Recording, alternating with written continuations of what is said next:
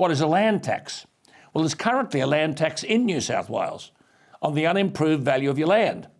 But currently you don't pay land tax on your home, known as your principal place of residence, or on your farm, known as primary production land, or on any land you own with total taxable value below the land tax threshold.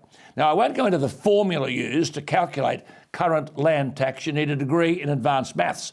But the problem, as I've suggested, is it is not a land tax at all, because not everybody who owns land pays land tax. And that's the political dilemma. Current land tax, as I said, is incurred on the unimproved value of the land, which is estimated by councils. But you can't have, as things currently stand, a broad-based land tax.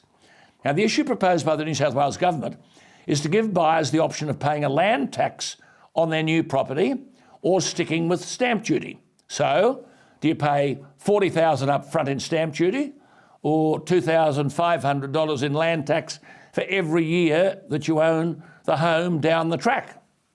I suspect this proposal requires infinitely more work than a few bureaucrats in New South Wales have dedicated to it. On recent figures, households across Australia own land that is distinct from the property sitting on top of it, worth over $5 trillion, up more than $1 trillion in a decade. If you wanted to have a land tax, you'd have to widen the base. And in that way, that is, make more people pay it, and in that way you would reduce the amount paid. I've talked previously and often about a property owner's state tax, which would eliminate both land tax and stamp duty. Every property owner would pay a property owner's tax equal to a small multiple of the council rates.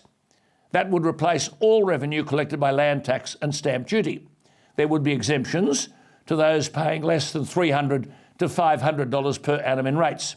It would be collected quarterly by local councils. It would replace the current complicated land tax system with a simple, transparent system.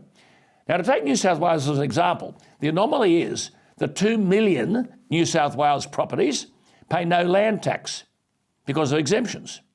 But to collect enough revenue, 300,000 properties are burdened with almost $5 billion worth of land tax.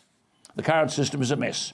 I'm not sure the mess will be unscrambled by what the New South Wales Government is now proposing.